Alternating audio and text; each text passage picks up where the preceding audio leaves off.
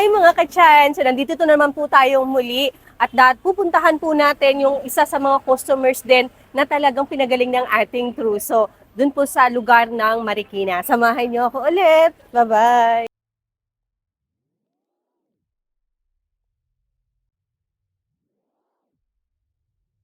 Hello, good afternoon mga ka-chan. So, nandito po tayo sa lugar ng Pasig City. So, nandito po pupuntahan natin yung isa nating customers na talagang pinagaling din ng ating product na stomach chan. So, halika mga ka-chan, samahan niyo po ako para pumatunghayan natin kung paano po siya pinagaling ng ating cruise. Ayan, good afternoon po Sir Anton. So, my name is Janet po, sir, ng distributor po ng ating Truso. So, ngayon sir, napunta po kami dito. Mekaniko po pala kayo. Yes po. Wow. So, ngayon sir, kumusta naman po kayo ngayon?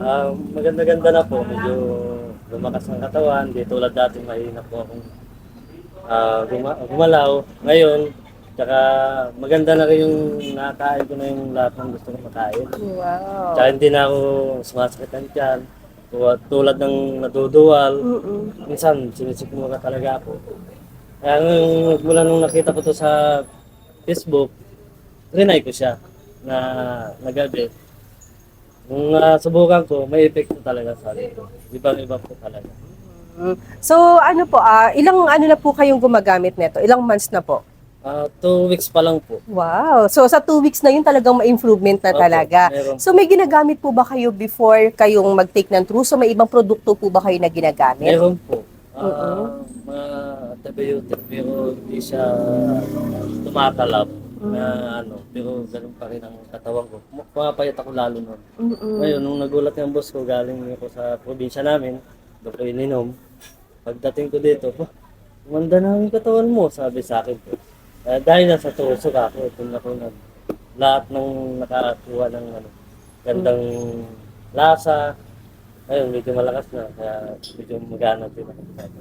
Oh, wow. So, ayun. So, before, sir, nung hindi pa tayo nakakapag-take ng Truso, ano-ano po ba yung mga nararamdaman nyo? Nung hindi nyo pa po nakikilala si Truso? Wala akong ganong kumain, naduduwal ako, kasi laging sikmura. Tapos, minsan pag uwi ko, masakit ang ulo. Yun lang, ginagawa ko na lang pahinga, tulog. Tapos wala pa, minsan umaga, kape lang, wala pa akong ganang kumakain, tanghali.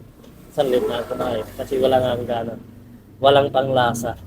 Kaya nung ininom ko, 5 times na ako ngayon kumakain. Wow, ang galing. Oo, lagi ako Talagang ng tataba ka puto. talaga, sir. Opo. So ngayon, sir, ano po yung mairekomenda natin sa ating mga kaibigan, mga manonood natin, mga kamag-anak, ang about po sa ating Truso? Mairekomenda nyo po ba yung ating Truso? Opo, kukumenda ko to sa mga kaibigan ko. Maganda po siya. Try nyo po. Para yung katawan nyo ay magiging healthy at makakasama natin, pamilya natin. Yun lang po. Wow. So, ayan. Maraming salamat po, Sir Anthony. Maraming salamat po. Opo, pasensya na po kayo. Medyo na-istorbo Okay namin lang kayo po, kasi ganyan sa po talaga trabaho kami. niyo. Ito, Opo. yung mga kamay ko, galing ko talaga. Ito talaga pinangahanap buhay ko para sa mga pamilya ko. Opo. So, ayan po mga ka-chan. So, narinig nyo naman yung mga patotoo talaga ni Sir Anthony na before na hindi po siya nakakapagtrabaho dahil po doon sa mga nararamdaman niya. Pero ngayon, sa loob lamang po ng 5 araw ng pag-take niya ng ating Truso, so talagang guminhawa yung pakiramdam niya. Kaya ikaw mga ka-chan, ano pang iniintay mo? So, subukan mo na ang ating produkto. So, bago po talaga mahuli or bago ka maging kwento na lang. Kaya ikaw mismo ang gumawa ng kwento. Subukan mo na ang produkto natin. So, ako mismo ang bibisita sa inyo. Maraming salamat po and Thank then you rin maraming po sa salamat po, Sir Truso. Anthony.